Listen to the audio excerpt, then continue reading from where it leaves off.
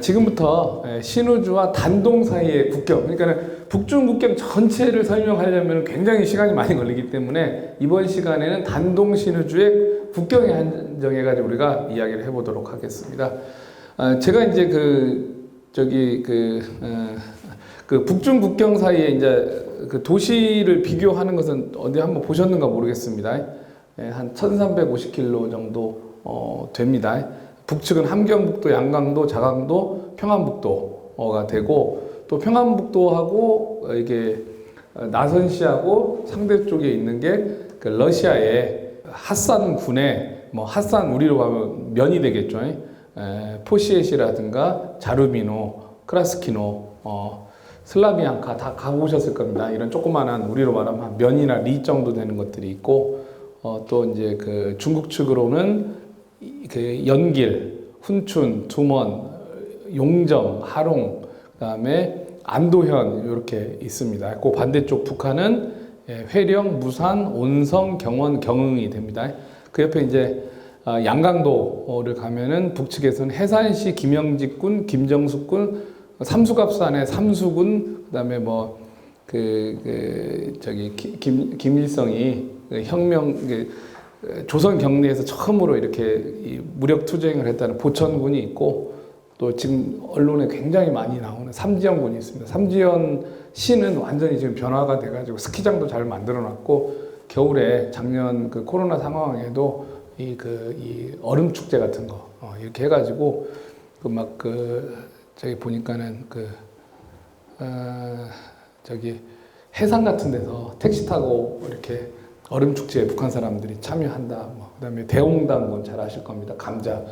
북한에서는 자기들이 개발했다고 하는데 우리 측에서 개발해가지고 대홍단에서 실험을 해가지고 상당히 이 북한의 감자 증산에 도움을 주면서 대홍당 감자 노래도 많이 나오죠. 이 반대쪽이 해산의 반대쪽이요. 그 조선족 그 연변 자치주를 제외하고는요, 현급에서 굉장히 큰 현급에서 이 조선족 자치현이 장백현 조선족 자치현이 있습니다. 장백, 창바이 있고, 그 옆에가 린장, 그 다음에 백산시의 빠다오장 취라는 데가 있습니다. 그 다음에 그 옆에가 자강도의 만포, 우시, 초산, 위원, 자성, 중강군이 있습니다. 그러니까 요 양강도, 자강도는 백두산 양쪽이기 때문에 이 산입니다. 여러분들 그 답사 가신다고 하니까는 산이고, 중국 쪽으로서는 지방입니다. 우리 그 고구려의 옛날 성터였던, 그 다음에 그 밑에가 오늘 이제 우리가 중심적으로 하는 내용이 빨간색으로 표시되어 있는 평안북도입니다. 평안북도에 신우주, 신도, 용천, 의주, 삭주, 창성, 벽동 등이 약간 이렇게 국경 쪽이고, 그 다음에 단동의 면적이 결코 작지가 않습니다. 굉장히 좀 큰데, 단동 안에서 여러 가지 시현이 있는데, 그 중에서 단동시가 있고, 단동시, 동강시, 단동시, 그 관디엔 그 민족자치원이 이렇게 국경으로 있습니다. 제가 이제 과거에 이제 그 북중 국경을 가면은 한두 달씩 많이 있었습니다. 방학을 이용해가지고. 그럼 이제 우리 아이를 좀 데려갈 때가 많은데, 제가 우리 아이한테 그림을 한번 그려봐라, 신우주를. 깜짝 놀랐어요.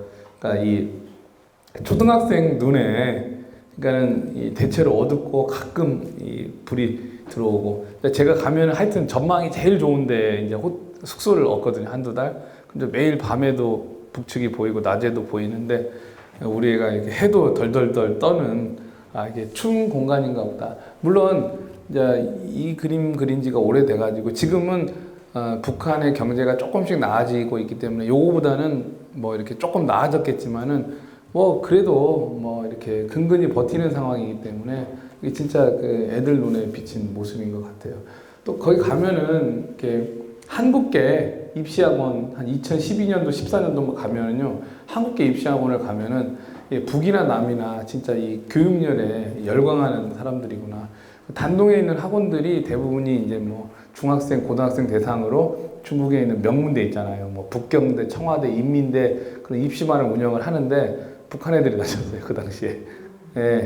이것도 굉장히 긴 이야기가 아주 에피소드가 많은데, 북한 애들하고 이제 이렇게 마주치면은 얘는 똑같아요. 우리나라 이게 소식을 잘 알더라고요. 그래서 야, 근데 너희는 어떻게 한국 소식 잘하냐? 그래서 네이버로 아는데요. 그러더라고요. 그래서 아무래도 그쪽에 나와서 한국 입시학원 다닐 정도 애들이면은 뭐 부모가 뭐 돈도 있고 또 아무래도 자유롭게 다니는 애들이기 때문에 그러지 않았나 이렇게 보여집니다. 지금 이야기가 아니라 10여 년 전의 이야기입니다. 예. 그러니까 지금은 뭐 더 심할 수도 있겠죠. 예. 아무래도 김정은 위원장 들어서서는 굉장히 사비 유학, 그러니까는 국비 유학만이 아니라 사적인 돈을 내고 유학하는 게 많아졌으니까요. 예. 다음은 압록강 하중도입니다. 그러니까 오늘 전체적으로 우리가 이렇게 답사를 할, 여행을 할 구간은 요 구역이다 이렇게 보시면 됩니다.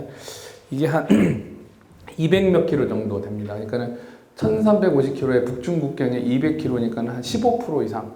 그러니까 굉장히 긴 거리입니다. 단동만 보면은 사실은 북중 국경 또는 그 북한 내부의 많은 것을 이해할 수 있다라고 보시면 돼요. 저처럼 뭐 한두 달씩 체류하는 방법도 있고 아마 이제 답사하시는 분들은 대체로 국경을 열흘 정도 가시더라고요. 열흘 가면은 단동 내 한 이틀 정도. 이게 그 선생님들이 가셨을 때 이틀 정도 체류한 구간이다. 이렇게 보시면 됩니다. 예, 밑에서 보면은 이제 그 압록강 하구, 그 대동항이라고 해가지고 큰 항구가 있습니다. 일제 때부터 개발한. 그 다음에 황금평 개발지구 있죠. 그 황금평 위에를 신압록강, 그 새로 지은 다리가 이게 통과를 합니다. 그 다음에 지금 뭐 2021년 11월에 여기다가 이제 세관 설치하는 작업을 준비하고 있습니다. 그러니까는 어쨌든 간에 주변에 아파트나 상업 건물 다 짓고 세관 짓는다는 것은 이제 북한도 문을 열려고 하는구나. 열더라도 그냥 여는 게 아니라 북한하고 중국이 좀 크게 무역을 할 수 있는 공간을 만드는구나. 그 다음에 조금 더 시내 쪽으로 가면은 이제 시내 중심에 그 일제 때부터 건설된 이 시 중심에 뭐 압록강 대교, 압록강 단교, 그 다음에 이 압록강을 배 타는 데도 있습니다. 그 다음에 월량도, 외량다오를 가면은 굉장히 고급 이런 그 휴양시설 같은 그 맨션들이 좀 있습니다. 그 위로 올라가면은요, 아주 재밌게 배 타는 데들이 있어요. 가면은 뭐 그 북한의 해군이 있습니다. 압록강에. 그런 부대도 구경할 수 있는 배 타는 데도 있고, 그 다음에 뭐 산림도 좀 볼 수가 있고, 조금 더 이제 위로 올라가면은 그 뭐 이렇게 수풍 발전소라든가 태평만 발전소, 이 단동지구 안에만 이 압록강 상에 큰 댐이 4개가 있고 현재 건설 중인 게 2개가 있는데 큰 댐 2개인 이 그 태평만 댐하고 수풍댐이 있다. 그다음에 수풍댐은 워낙 풍광이 좋기 때문에 김일성이 주로 이 비밀 이 중요한 회의를 할 때 이게 상대편의 지도자를 불러서 주로 이제 낚시를 하면서 이렇게 회의를 했던 장소이기도 합니다. 예, 단동과 평북 국경을 조금 더 다시 설명을 드리겠습니다. 일단 간략하게 다 설명을 드렸는데 압록강 하중도를 통해서 중국이라는 나라는요 국경이 한 17개가 국가 이렇게 마주하고 있습니다. 그 중에서 단동이 전체적인 그 중국에서 가장 큰 국경 도시라고 보시면 됩니다. 중국식 표현으로는 가장 아름답고 번영이 되어 있다. 그리고 북한에서도 마찬가지로 북한의 가장 국경 도시라서 크고 중개하고 물류 도시하면 시르주입니다. 사실은 북중 사이에는요, 이 평양과 그 북경이 서로 간에 중요한 결정을 내리지만 실무 단위에서 만나는 일은 뭐 비밀회담을 한다거나 실무적으로 만나는 것은 단동하고 신우주에서 하는 경우들이 많습니다. 그래서 이 고급 정보가 아니라 이 밑에 정보를 알려면은 단동에 가면은 매우 정확하다. 저는 그렇게 생각을 합니다. 면적은 1.5만 평방 킬로미터입니다. 좀 잘못 써있네요. 킬로미터라서 남한 면적의 6분의 1입니다. 단동이라는 데가. 인구가 한 250만 되고 단동시 중심부, 센트럴 단동은 한 80만 정도 됩니다. 그리고 뭐 북한 사람도 있고 지금은 한국 사람이 굉장히 적어졌습니다. 제가 한 2008년, 9년만 하더라도 그때 한국 사람이 한 7, 8천 명 됐어요. 대체로 이제 대북 사업을 하는 사장님들이 많았는데, 오이사 조치 이후에 뭐 다 망했습니다. 이 사장님들이.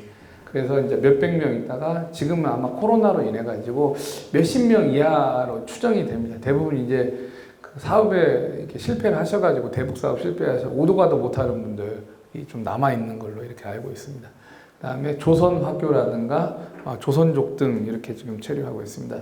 이 문제도 무역 문제로 상당히 복잡한 문제인데 이제 오늘은 그 민족 문제까지는 다루지는 않겠습니다.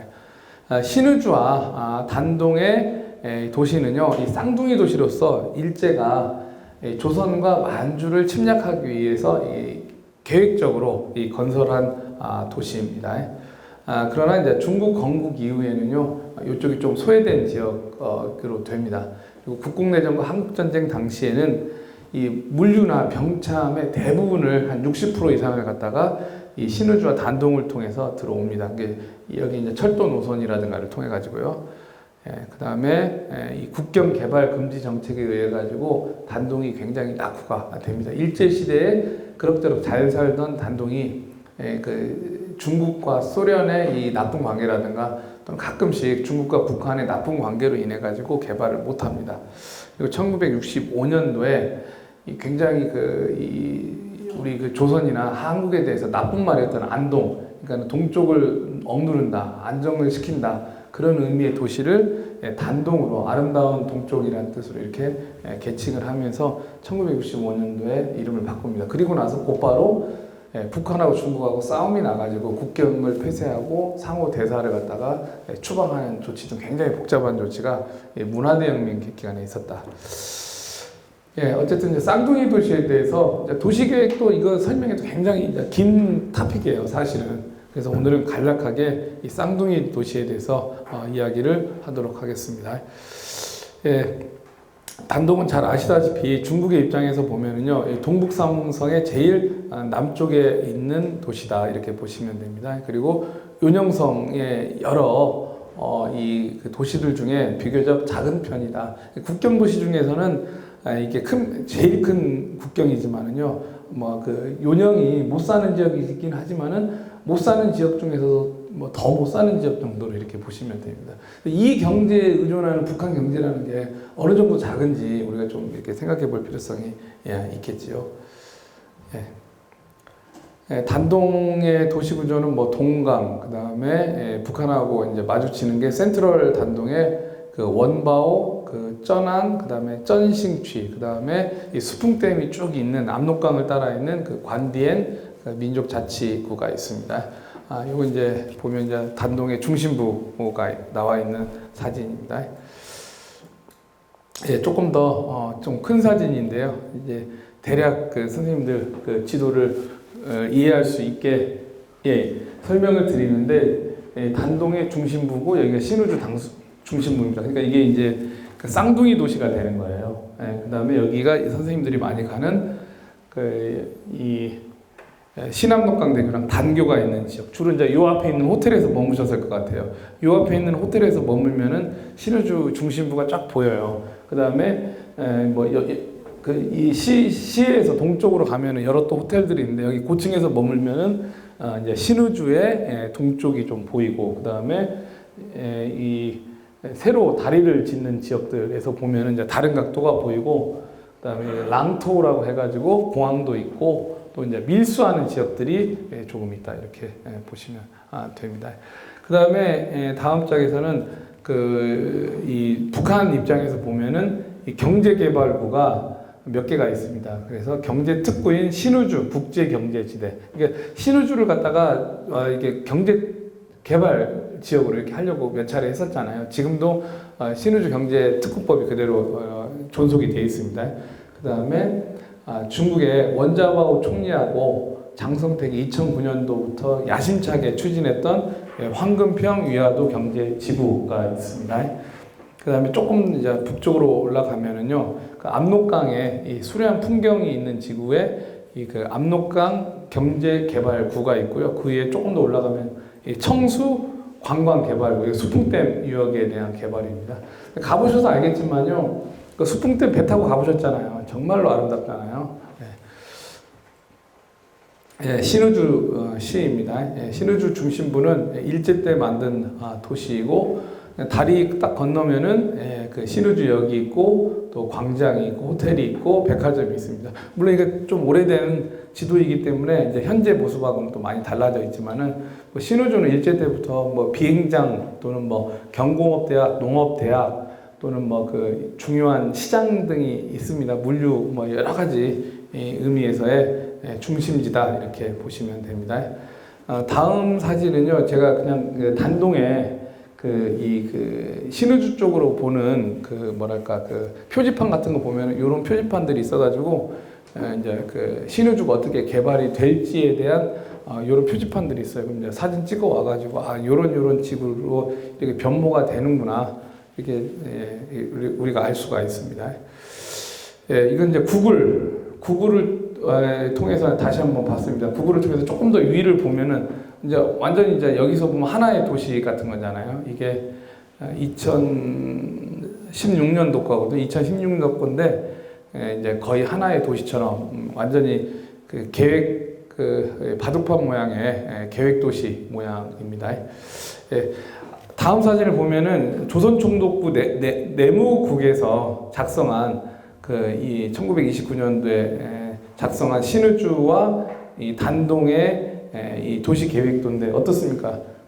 앞에서 보셨던 구글 사진하고 거의 유사하죠. 그러니까 기본 도시 계획은 일제 때 계획에서 크게 벗어나지 않는다. 일제 때부터 이미 이제 국제화되고 쌍둥이 도시고 이제 이렇게 개발이 됐다. 이렇게 보시면 됩니다.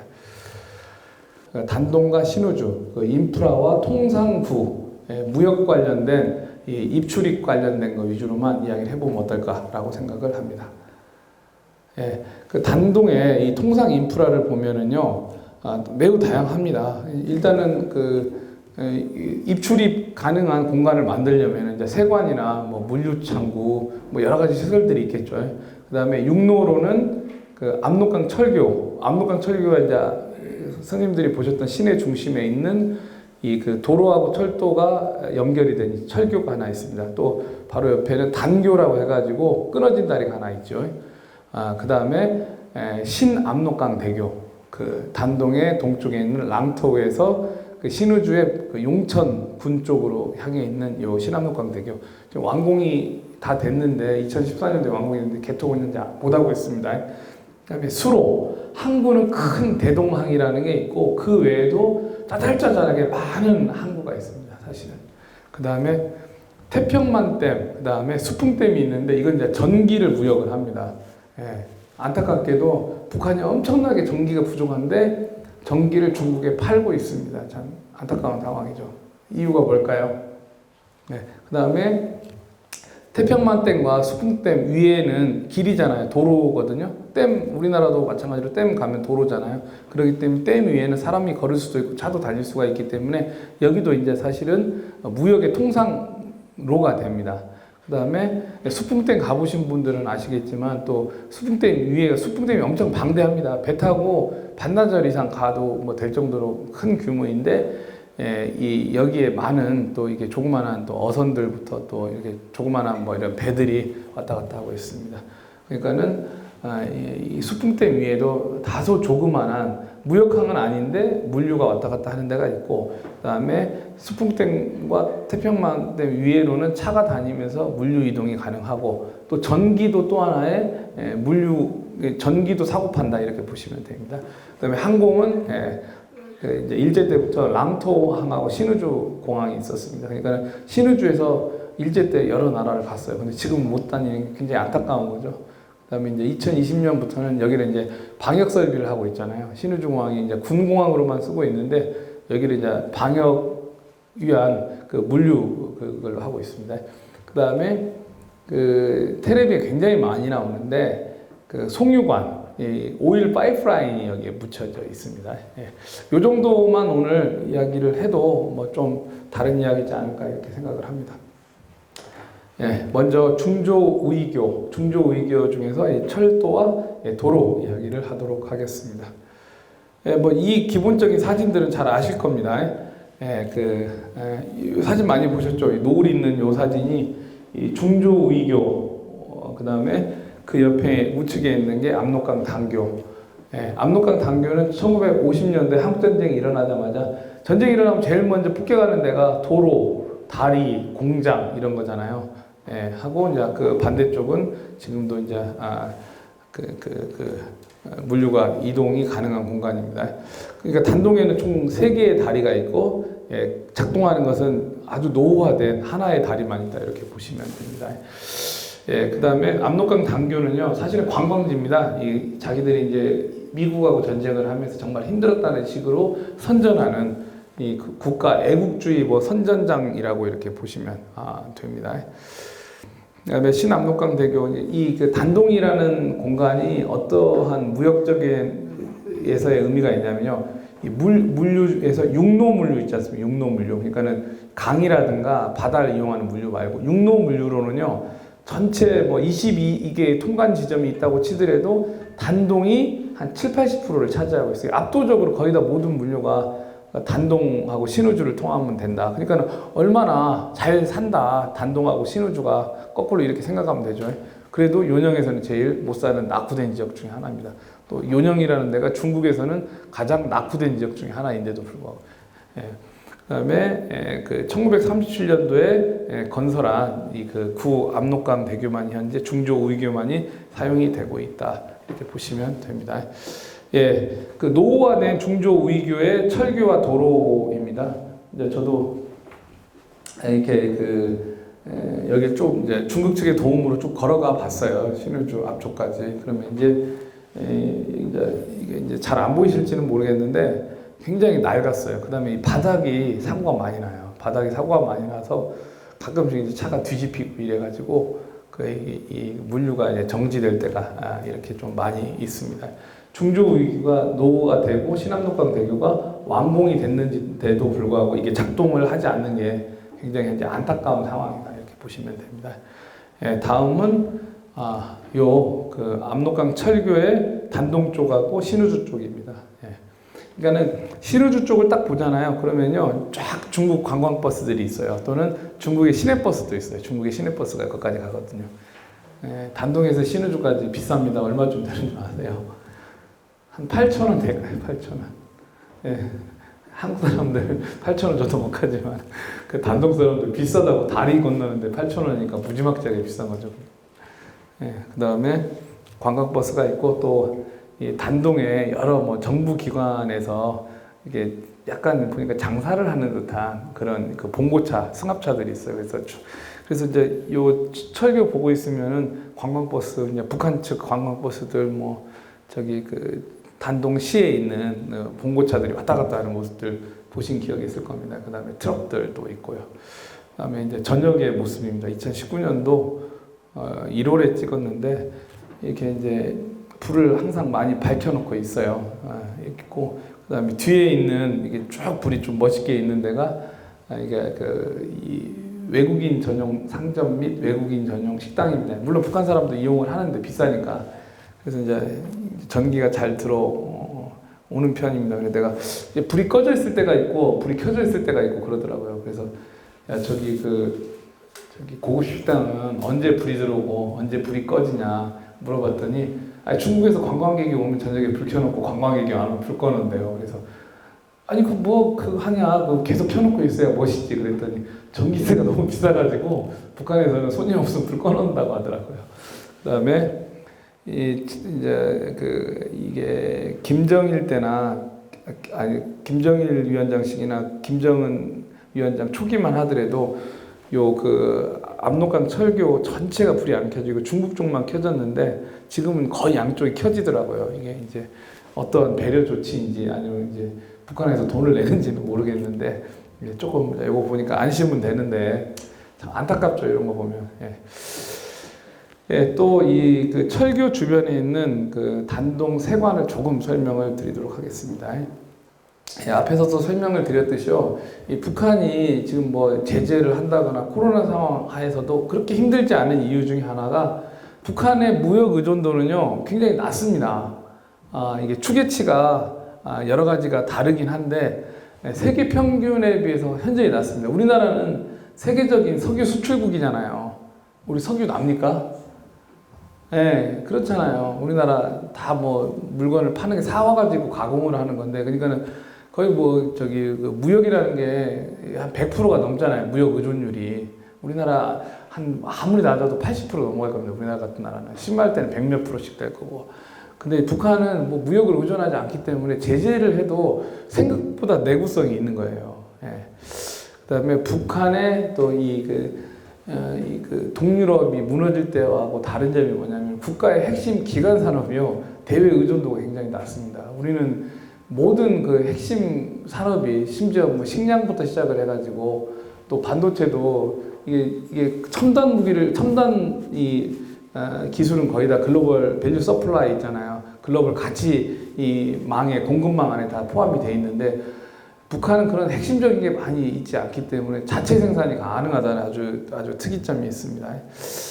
예. 또 뭐 이 통계만으로 우리가 이해하기 어려운 점들이 있는데 우리가 이제 세관을 보고 있으면 별일이 다 일어나요. 그다음에 어쨌든 중국 중앙정부에서는 그 별일이 다 일어나는 거, 뭐 밀수라든가 부패를 방지하려고 노력을 하는데 지방정부 차원에서는 또 만만치가 않습니다. 이게 생존에 관련된 건데 또 이제 지방 공무원이 지방 사람들을 잘 잡지를 못해요. 그래서 지방 공무원들을 계속 바꿔요. 세관 공무원도 바뀌고 또 그 변방에 있는 군대도 계속 바꾸고 뭐 경찰도 바꾸고 해도 이제 어쩔 수가 없죠. 그다음에 이제 그 세관 주변에 있는 앞에서 이야기한 아마 뭐 철도에서 그 운영하는 중년 호텔 이런 데서 아마 주무셨을 것 같아요. 중년 호텔 또 뭐 저는 최근에 이제 힐튼 호텔 같은 데서 좀 머무르는데 힐튼 호텔에서 머무르면 놀랍니다. 힐튼 호텔이 그 뭐 한국 돈으로 한 8에서 10만 원 정도 돼요. 별 4개짜리 정도. 예, 힐튼 가든이라고 해가지고 힐튼이 5개잖아요. 힐튼 가든이 별 4개인데 북한의 젊은 애들이 많이 머무르더라고요. 그러니까 이제 북한의 빈부격차를 느끼는 거죠. 우리나라의 젊은 친구들이 뭐 8만 원, 10만 원짜리 호텔에서 머무는 게 쉬운 일은 아닌데 그래서 보면 저 친구들은 좀 이게 단동에 놀러 올 정도로 잘 사는 애들인가 보다. 조금 이런 생각을 합니다. 예, 그 다음에 단동세관의 모습입니다. 제가 단동세관을 하여튼 매년 계속 찍어요. 그러면은 단동세관 주변에 엄청나게 많은 그 가게들이 있어요. 그러면 이 가게들을 보면서 제가 이게 이제 북한에서 필요로 하는 물건의 수요구나 이런 생각을 좀 합니다. 예, 세관의 그 간판들이 매년 바뀐다. 이렇게 보시면 됩니다. 그 다음 장면이 정말 재밌는 게 이거 아마 한국 언론에서도 보셨을 것 같은데 북한에서 사용 가능한 휴대폰을 판매합니다. 중국 휴대폰을 이렇게 해가지고 북한으로 갖고 들어가는 거예요. 그러니까 북한에 칩을 넣어도 되는 거고 그 중국 칩을 넣어도 되는 거고 이제 이런 휴대폰을 파는 가게들이 몇 개가 있어요. 굉장히 흥미롭죠. 그 다음에 이제 같은 다리입니다. 같은 다리에 편도입니다. 편도로 도로 하나, 철도 하나인데 철도 먼저 설명을 드리도록 하겠습니다. 중조위기의 철도입니다. 중조위기의 철도는요, 러일 전쟁 당시에 일제가 이 조선을 동원하기 위해서 조선인들이 정말로 이 피땀 흘려서 만든 좀 불쌍한 철도입니다. 경부선, 경의선이 만들죠. 그리고 그 다음에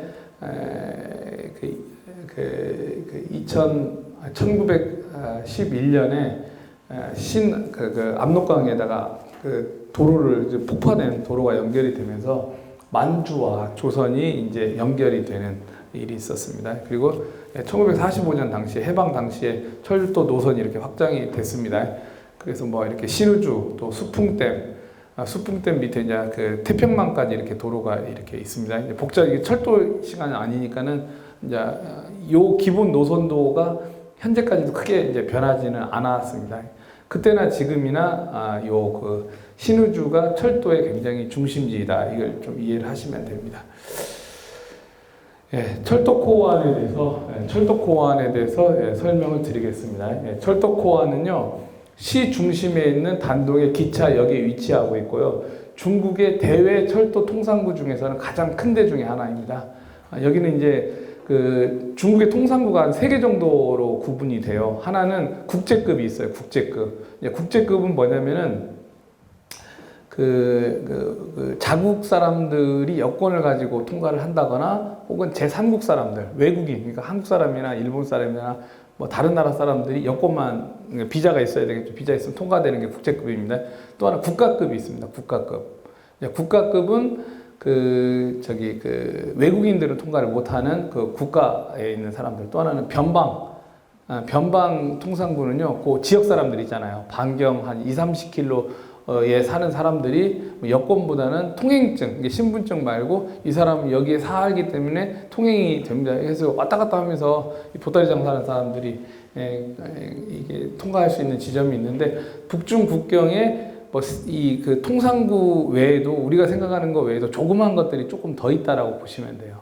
뭐 예를 들어서 중국 몽골 국경도 마찬가지고, 중국 베트남, 중국 러시아 국경도 크게 이 세 가지 지점으로 나눠집니다. 그러니까 한국 사람들이 통과할 수 있는 게 크게 단동하고, 그 다음에 권화세관 있잖아요. 권화원정리 세관.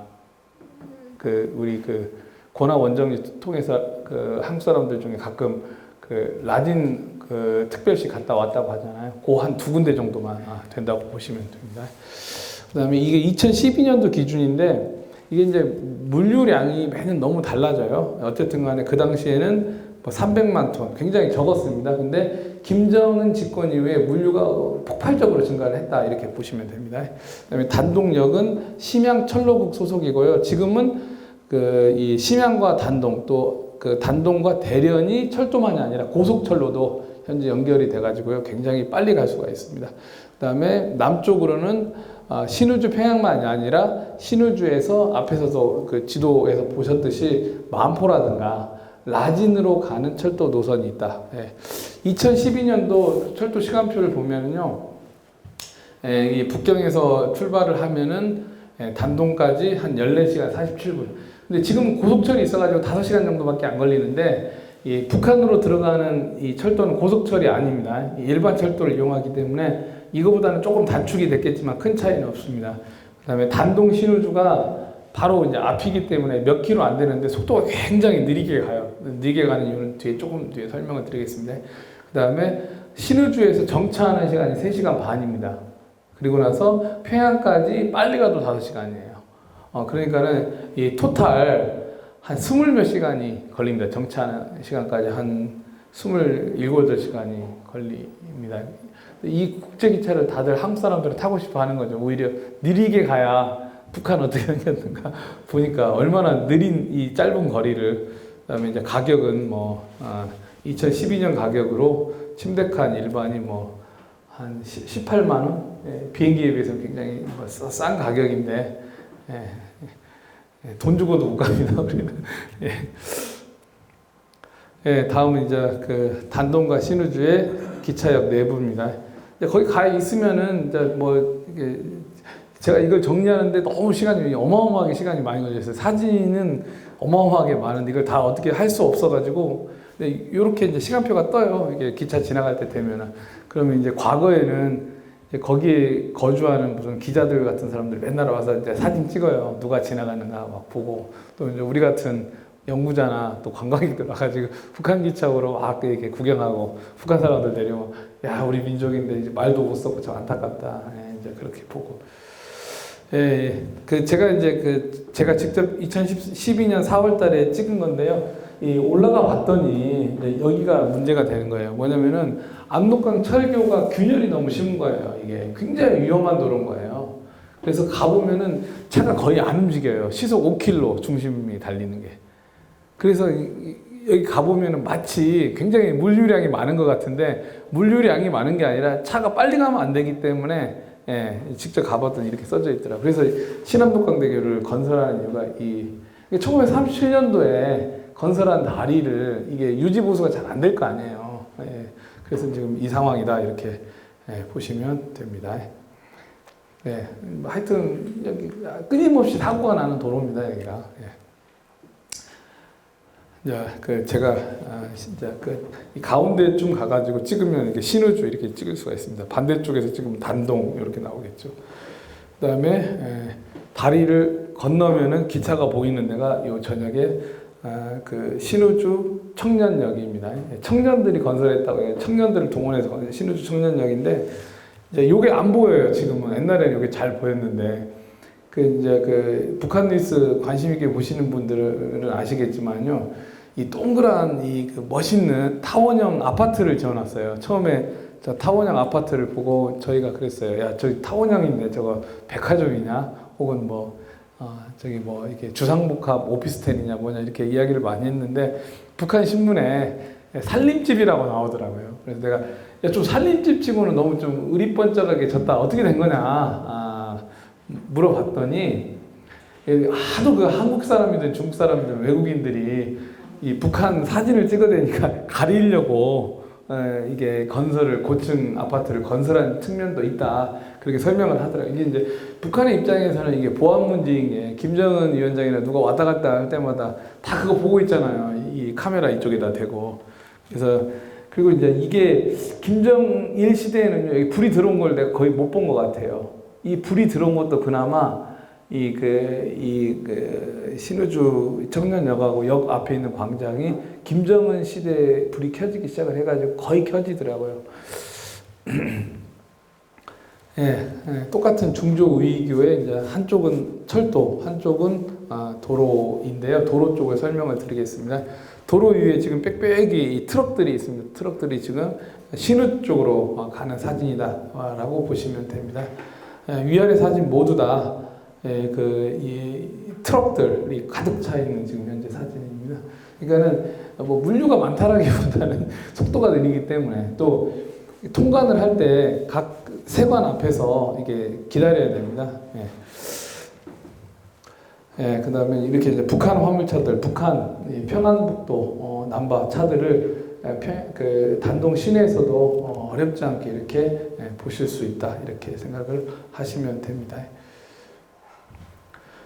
다음은 도로 코호안에 대한 설명을 드리도록 하겠습니다. 그러니까 일제 때는 자유롭게 거의 다니던 도로였다. 그리고 이 도로를 통해 가지고 중국과 이 국민당과 공산당의 국共내전 사이에 병참의 대부분을 담당했다. 또 중국 만주에 있던 공산당의 많은 시설들이 있잖아요. 당의 시설들, 또 공산당 계열의 정부의 건물들, 병원이라든가 화학공장, 군수공장들, 군인들, 휴양지들까지도 다 넘어와요.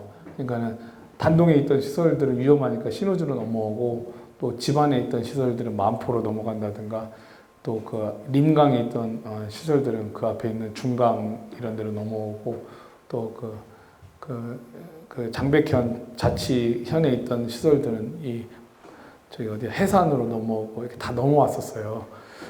그러다가 한국전쟁 때는 더 그게 심화가 되다가 이제 심지어 그 동유럽이나 소련에서도 북한에 그 물자 지원을 하니까 그때도 유럽까지 가던 이게 이제 그 철도 노선이었다라고 보시면 됩니다. 북한의 고아들도 이 기차를 타고 동유럽까지 간다든가, 또 북한의 유학생들이 귀국한다든가, 또 외교관들도 이제 이 노선을 주로 이용을 했죠. 그러다가 1955년도부터 이제 정식으로 1급 코호안으로 개통을 했습니다. 그러다가 문화대혁명 때 북한하고 중국의 사이가 너무 나빠지니까요. 1966년도에 중단이 돼요. 그러다가 1981년도에 통관이 이제 재개가 됐습니다. 그러니까 개혁개방 때 통관이 재개가 됐다. 이렇게 보시면 됩니다. 그 다음에 그 도로 수객은요, 이게 뭐냐면 한 두 시간마다 한 번씩 바꿔요. 이게 편도이기 때문에 2시간은 그 단동에서 신의주로, 또 그 2시간 뒤에는 신의주에서 단동으로 이렇게 교차로 움직이기 때문에 물류가 굉장히 제한적인 문제점들이 있고요. 또 이제 세관 업무라든가 변방 업무 때문에 양쪽에 이 공무원들이 서로 파견이 돼서 서로 근무를 한다. 이렇게 보시면 됩니다.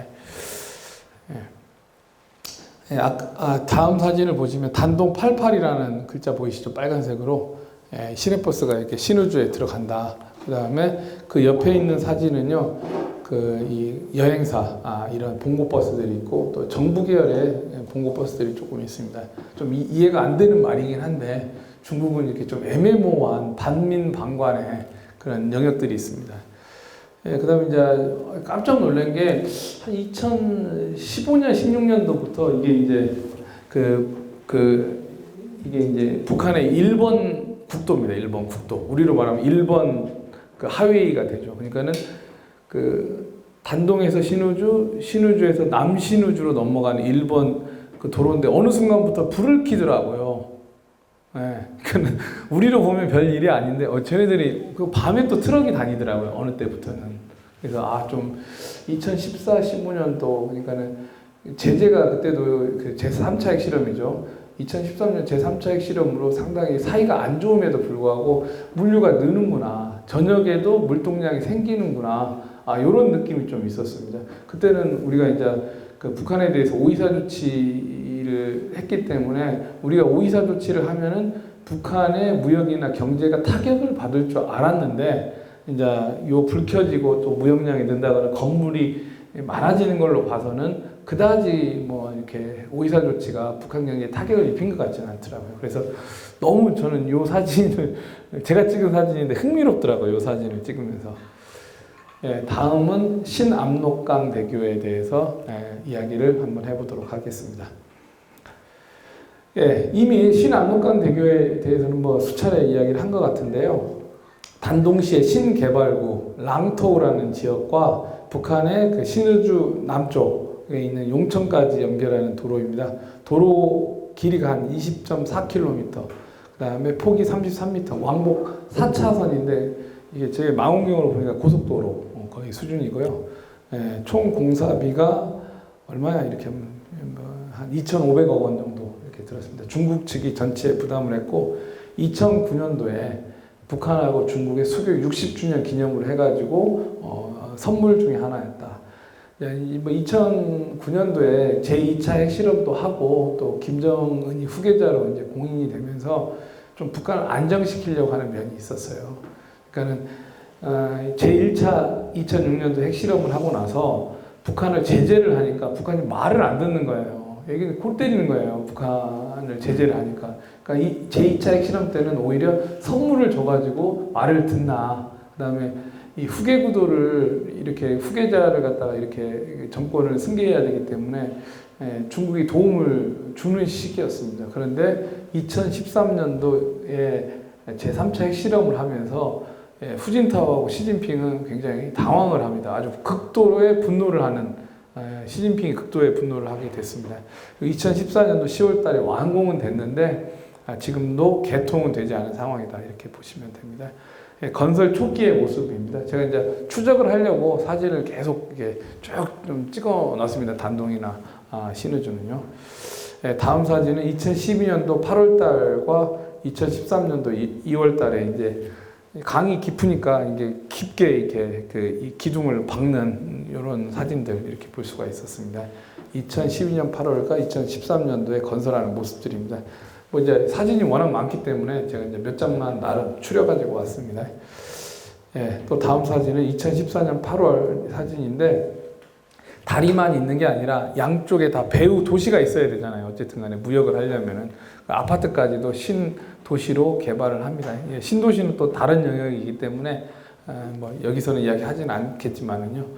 예, 이건 뭐 각국에 자본도 많이 들어와 있고 또 뭐 중국의 남방에 많은 자본들이 들어와서 개발을 했습니다. 예, 인공위성으로 본 사진입니다. 구글 위성으로 보면 다리가 요 하단에 있는 사진을 보면 굉장히 멋있게 잘 나와 있죠. 그다음에 그 북한 측에서 이게 작성한 이 개발 이 지역에 대한 구획 사진입니다. 예. 요거 보시면은 조금 북한의 의도라든가 중국의 의도를 조금 이해하시지 않을까라고 생각이 됩니다. 그러니까 신의주 구도심, 일제 때부터 건설한 구도심을 통과하지 않고 곧바로 용천통에서 평양까지 내려가겠다. 이러면 아마 혁신적으로 시간이 북한하고 중국 사이에 무역을 하는데 줄지 않을까 하는 게 북중 양국의 계산이 아니었나 이렇게 보여집니다. 예, 이제 요건 2020년 5월 제가 올해 입수해가지고 돈을 많이 들여서 돈을 주고 입수를 해가지고 제 페이스북에 올렸는데 난 좀 놀랐어요. 한국에서 무단으로 막 사용하더라고요. 미국 쪽에서는 연락 와서 협상을 하더라고요. 판권 돈 얼마 이게 할까. 제 페이북에서 보고 좀 놀랐어요. 우리 한국 사람들은 막 베끼는데 외국 사람들은 거의 다 이 돈을 줄 테니까 이게 얼마 사용해도 되냐 좀 그렇더라고요. 이 사진이 여러 나라에 이제 게재가 됐었는데 인입도로를 이렇게 만드는 사진입니다. 그러니까는 2014년도 이후에도요.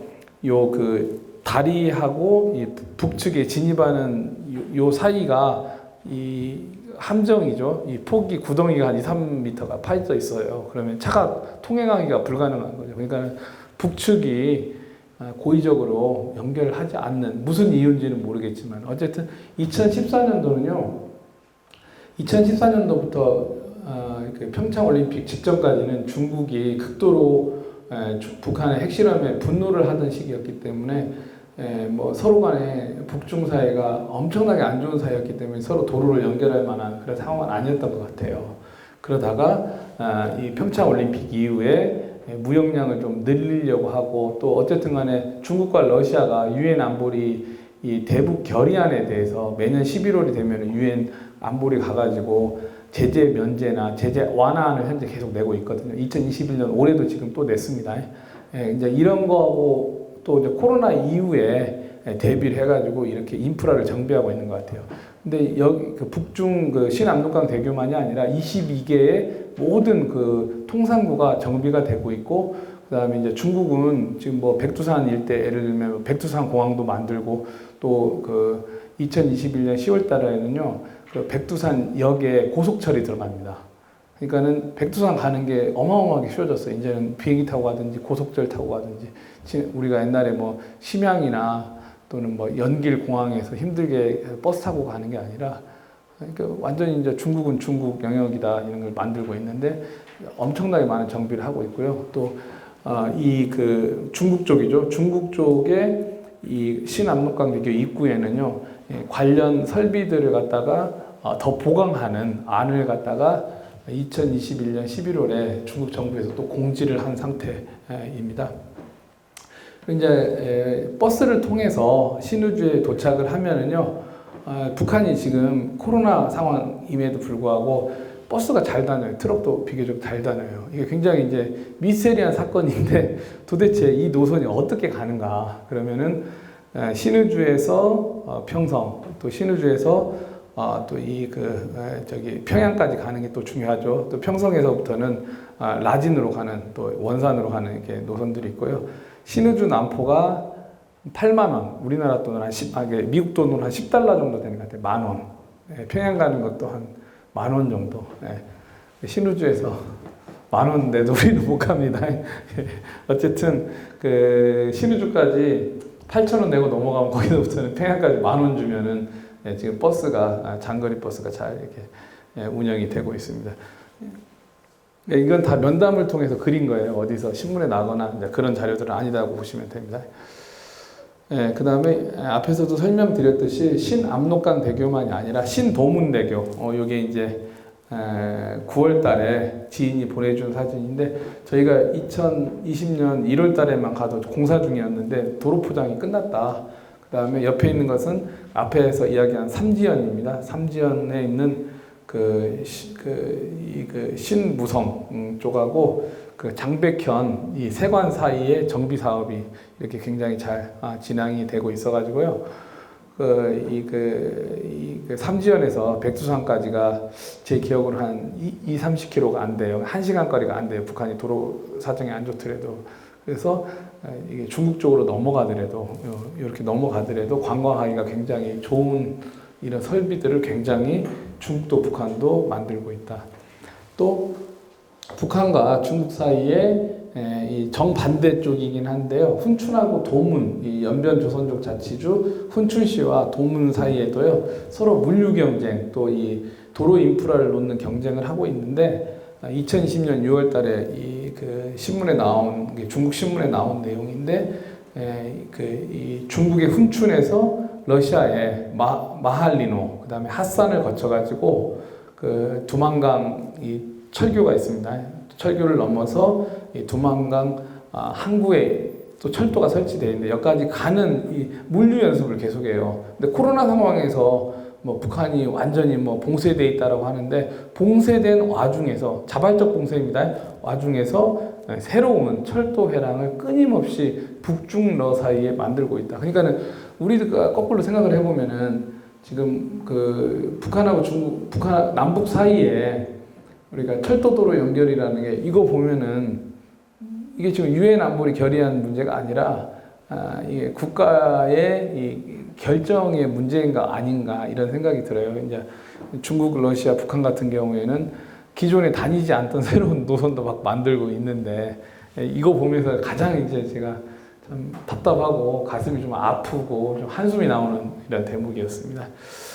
북한이 유엔 안보리 결의안에 의해 가지고요, 뭐 원유 50만 톤에 뭐 정제유 50만 톤, 기타 한 50만 톤 해가지고 뭐 상상할 수도 없는, 우리로 말하면은 뭐 도시 하나가 사용할, 대한민국 전체가 2, 3일 정도 사용할 분량의 석유밖에 안 받는데 어떻게 경제가 운영이 되고 있느냐, 굉장히 이제 미세한 의문점을 가지고 있습니다. 그래서 미국 정부라든가 또 뭐 우리 정부도 마찬가지로 굉장히 이 분야에 대해서 많은 연구나 정보 수집을 하고 있지 않을까 이렇게 생각을 합니다. 이제 북중 그 파이프라인은요, 그러니까는 그 중국이 외국과로 수출하는 유일한 석유 송유관이 이 단동에 있는 이게 중조 송유관이다. 요거 하나다라고 보시면 됩니다. 이제 1975년도부터 공사를 시작을 합니다. 이때가 이제 베트남이 전쟁에서 승리를 하고, 베트남 전쟁에서 승리를 하고, 이제 그러면서 베트남하고 중국하고 관계가 조금 나빠지기 시작을 합니다. 그러면서 중국이 조금 더 북한에 신경을 써야 되겠다라고 하면서 1975년도부터 이 북한에 이 송유관 두 개를 묻습니다. 이제 하나는 그 정제유관, 그러니까는 석유를 정제해가지고, 하나는 이제 원유관입니다. 그다음에 이제 이 당시에 이제 중국의 가장 큰 그 유전 중에 하나가 그 흑룡강에 있는 대경 유전입니다. 따칭 유전입니다. 따칭 유전에서부터 차나 트럭이나 유조차나 아니면 유조 기차를 통해 가지고 단동 근처까지 옵니다. 그리고 이 그 송유관 앞까지는요, 이 트럭으로 진입을 해가지고 이제 내립니다. 그리고 나서 북한에 이 압력을 가해가지고 북한으로 이제 밀어 넣는 방식입니다. 81년도에는요, 그 정제유관을 폐쇄해가지고 81년도부터는 이 원유만 제공을 하고 있습니다. 1989년도까지 비교적 그 80년대는 200만 톤 정도를 제공을 했었습니다. 그 다음에 아마 1980년대나 90년대 초반까지만 하더라도 러시아에서 북한에 수출하는 또는 제공하는 석유가 한 100만 톤 정도. 그러니까는 1980년대 말에 북한이 최소 300만 톤 이상을 사용을 했는데 지금 50만 톤을 사용한다는 것은 어쨌든 간에 1980년대보다 북한의 경제가 고난의 행군을 넘어가지고 훨씬 커졌단 말이에요. 그러니까 이거에 대한 철저한 연구가 필요한데 이게 지금 연구가 굉장히 어려운 분야가 돼버렸습니다. 그다음에 1997년도부터 50만 톤으로 규모가 굉장히 줍니다. 줄어든 이유를 쭉 추적해 보니까는 고난의 행군 때문에 북한의 산업 가동력이 우리가 뭐 알기로는 한 20% 이하로, 그러니까 80년대 후반에 비해서 97년 이후에 산업 가동률이 50만 톤, 20% 이하로 줄어들면서 원유 수입이 50만 톤으로 제한된 것이 아닌가, 이렇게 이제 추정이 됩니다. 어떤 사람은 뭐 북중 관계가 나쁘기 때문에 그런 이유는 아닌 것 같아요. 이 시기가 정치적으로 한중 수교 때문에 나쁜 것만은 사실인데, 고난의 행군이라는 인도주의적 위기 상황에서 중국이 식량 등 가장 많이 공급한 나라이고, 아무래도 북한 쪽에서 이것을 사용할 만한 역량이 되지 않았나, 이렇게 추정이 됩니다. 지금은 그 대경 유전이 말라버려가지고요, 길림에 있는 길림 유전에서 주로 이제 석유가 공급이 되고 있는데, 이 대경 유전의 기름의 특성 중에 하나가 파라핀 성분, 양초 성분이 많습니다. 그래서 굳어요. 그래서 이게 관리가 좀 어렵습니다. 제가 무슨 말씀을 드리려고 하냐면은, 왜 이 관리가 어려운 송유관을 유지하려고 하는가? 왜냐하면 기름을 먼 데서 기차나 트럭을 통해서 이동을 해오잖아요. 차라리 이 기름을 그냥 기차를 통해서나 트럭을 통해서 이동하는 게 더 쉽잖아요. 근데 왜 송유관을 이용을 하는가? 이 송유관의 운용에 필요한 인원이 한 200여 명이 넘습니다. 그러니까는 이 송유를 하는데 문제가 기름값도 기름값이지만은 기름값의 약 한 10%에 해당하는 그 인건비나 유지 관리 보수비가 필요할 때 이걸 고집한다는 점에서 굉장히 좀 흥미로운 구조가 아닌가 이렇게 생각이 됩니다. 다음 사진이요. 북한을 보면은 뭐 이제 저희 북한을 보면 태양광이나 또는 풍력도 많이 있는데 이제 이런 것들이 이제 한계가 있는 것 같아요. 이건 뭐 아주 소형으로만 이용을 하고 잘 이용을 하지는 못하는 것 같습니다. 송유관의 위치가 단동에서 이 북서쪽으로 이 마스라는 지역에 있습니다. 유류 저장고가 로팡진이라는 데 있고 강은 빠산이라는 지역에 있습니다. 그리고 강하저로 약 한 20km 정도 피연군 백마산이라는 데가 있어요. 여기가 이제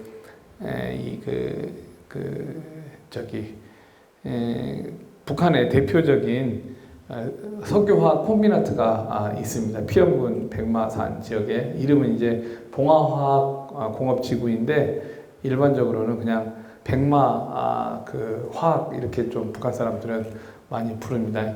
송유관 길이가 대략 한 30km 정도 되는데 중국 측이 10km, 북한 측이 한 20km 정도 되고 굵기가 한 37cm 정도 됩니다. 굵기가. 그러니까 송유관이 한 요만해가지고 중국의 석유천연가스공사에서 이걸 관리를 해요. 그러니까는 뭐 이렇게 중국의 관영 기구이긴 하지만은 실질적으로 정부가 통제한다 이렇게 보면 되고, 이제 한국의 언론들이 가서 취재하려고 하는 거 보면은 경비원 같은데 뭐 군인 같기도 하고 그런 사람들이 이제 사진 찍는 사람들 굉장히 뭐라고 하고 막 그런 것들을 이렇게 볼 수가 있었습니다.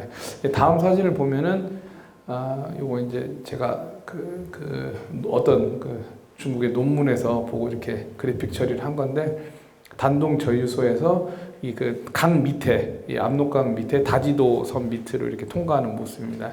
백마산이 한 136km 정도 되는 이런 거리인데, 이렇게 생긴 단면도라고 보시면 됩니다. 그리고 뭐 유엔 결의안에 2017년도에 몇 차례가 나왔는데, 좀 대단한 게 좀 이게 도대체 이게 어떻게 좀 진행이 되고 있는가 미스테리한 점이, 2017년 이 결의안 이후에도 석유 가격이 일정해요. 그 다음에 코로나 이후에도 일정해요. 근데 코로나는 변수가 아니죠. 어차피 송유관이기 때문에 이것은 뭐 이 검역 문제가 없기 때문에 큰 문제는 없겠지만은요. 어쨌든 간에 현 상황에서도 석유 가격이 일정합니다. 북한의 3대 지표 하면은 뭐냐면은요. 환율, 쌀 가격, 그 다음에 이 휘발유 가격인데, 이게 일정하다. 이건 이제 2017년도에 어떤 박사님이 저기 타이완의 임지호 박사님이란 분이 평양 가서 무지막지하게 사진을 찍어 왔는데, 이제 한국 언론에서도 그 당시만 해도 잘 안 나왔는데, 이 차가 이렇게 많은 거예요. 주유소도 많고. 그래서 이제 제가 사진을 보면서 이렇게 조금 다 정리를 한번 해봤어요. 이제 평양역 앞에 저렇게 이제 고급 외제차들이 이렇게 질비해요. 운전자 있는 차들이. 그 다음에 이제 평양에 있는 주유소들, 주유하는 모습들 이렇게 찍어서 제가 이거 한국 언론에 이거 한번 공개한 적이 있었습니다.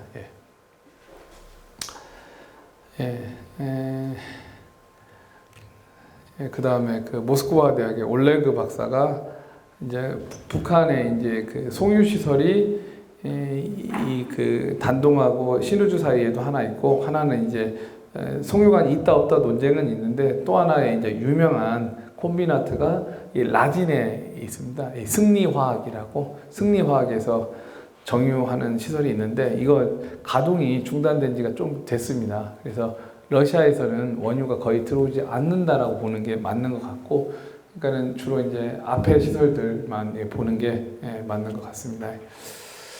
수력 발전하면 가장 대표적인 게 수풍댐입니다. 수풍댐. 수풍댐은요, 1943년도에 준공이 되고요. 수풍댐도 마찬가지로 1950년도에 한국 전쟁이 일어나서요. 그 압록강 철교와 함께 폭파가 됩니다. 그리고 1958년경에 저기 중국에서 이렇게 수리를 합니다. 그래서 이게 좀 복잡한데 1945년도 해방 이후에 북한이 수풍발전소를 점령을 하면서 자기들이 100% 전기를 장악을 하고 나서 이 중국 공산당이 팔아먹었었어요. 이 사람들이 국민당에도 팔아먹고 중국 공산당에도 팔아먹고 그랬었는데 1958년도에 수리를 중국 측에서 했잖아요. 그리고 나서는 터빈을 7개를 장착을 하고 나서부터는 중국이랑 반반 나눠요. 왜냐하면 물이 압록강 물이 중국과 북한의 공동 소유이기 때문에 이 공동 투자에 의해서 건설한 특히나 수풍댐은 만주국하고 조선 총독부가 반반 투자한 돈이기 때문에 전기를 반반 나눠야 되는데 김일성이 초기에는 그러지 않았어요. 그리고 58년도부터 전기를 반반 나누기로 했는데 인민들에게 수풍댐은 우리 것이라고 했는데 반반 나누면은 망신이잖아요. 백두산하고도 비슷한 거예요. 백두산도 우리 땅이라고 했는데 사실 백두산이 그 55.4%는 북측이고 45.5%는 좀 중국 측이어가지고 서로 간에 논쟁이 많은데 수풍댐도 똑같은 그런 것이 있습니다. 그리고 이제 수풍댐을 운영을 하려면은 운영 비용이 발생을 하잖아요. 돈을 전부 다 중국에서 이렇게 지불을 합니다. 그 대신 그 운영 비용의 반절을 전기로 북한이 중국에 제공을 하게 돼 있어요. 그 다음에 수풍댐의 전기는 안타깝게도 북한이 이 전기를 사용할 곳이 없어요. 송전망이 워낙 안 좋기 때문에. 그래서 중국으로 많이 수출을 합니다. 그 압록강변에 있는 대표적인 발전소는요, 수풍발전소가 있습니다. 평안북도 삭주군, 그 다음에 단동에 있는 관디엔 민족자치현에 이렇게 있습니다. 설비 용량이 만들 때는 한 64만 킬로와트인데 지금 한 70만 킬로와트 정도, 7개 정도가 터빈이 이렇게 가동이 되고 있습니다. 그 다음에 운봉발전소, 그 다음에 앞에서 설명한 그 단동 시내에서 조금 더 가까운, 가보시면요, 그 태평만댐의 단동 시내에서 가깝거든요. 가보시면은 그 밑에 그 댐 밑에 가면은요, 이 기념관 같은 게 있어요. 조그만한 아주 조그만한 호텔의 관인데 한번 가보세요. 그러면은 이 발전 설비가 어떻게 운영이 되고 있고 태평만댐 반대쪽에 있는 북한 마을을 이렇게 중국 측에서 잘 이 모형으로 잘 만들어 놨습니다.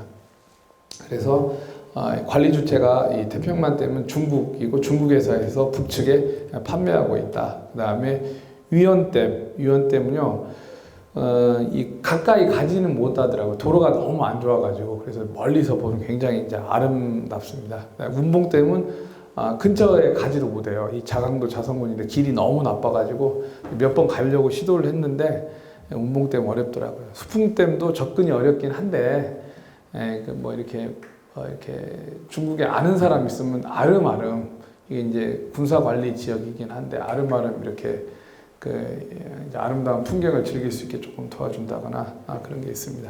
그다음에 두만강 유역에는 또 이게 중국 쪽에 이제 개인 댐이 또 하나 있습니다. 그다음에 이제 건설 중인 댐이 망강루 댐이라는 거 하나 하고 문학댐이라는 게 있습니다. 문학댐이라는 게 그 압록강에서 지금 건설 중이다. 이렇게 보시면 됩니다. 제가 선생님들 위해서 이 표를 만들어 봤어요. 이게 뭐냐면은 오늘 제가 지금 설명하고 있는 내용이 인프라만 설명을 하지만은 대체로 이제 여기 있는 분들 다니셨다고 하니까 보통 하루 이틀 만에 보는 내용들이에요. 이게 하루 이틀 만에 보는 내용들, 보통 답사 가서 하루 이틀 선생님들이 보는 내용이다. 그다음에 이제 유람선도 타고 막 그러시잖아요. 그러면서 볼 수 있는 내용입니다. 다음인데 이제 저는 이제 그 수풍댐 갈 때 배 타보신 분 계세요? 배 타보셨죠? 수풍댐 밑에도 타보고 위에도 탈 수 있어요. 아마 최근에 가신 분들은 위에는 군사지역이기 때문에 못 가고 수풍댐 밑에만 아마 타셨을 겁니다. 이제 저희는 가면은 아침에 이제 단동에서 출발을 해가지고 1시간 이렇게 반이나 이렇게 1시간 정도 걸려서 그럼 이제 배를 빌려요. 배를 빌려가지고 이제 선장님한테 돈을 좀 많이 줘요. 그래서 최대한 느린 속도로 가라. 느린 속도로 가면서 이 수풍댐 밑에 풍경을 보면서 가는데 이제 밑에 중국 측은 끝도 없이 이 양어장이에요, 양어장. 근데 북한은 저렇게 낚시 이렇게 그물 던지는 투망하는 낚시하는 사람들 좀 안타깝죠. 근데 옷들이 굉장히 좋더라고요, 요새는.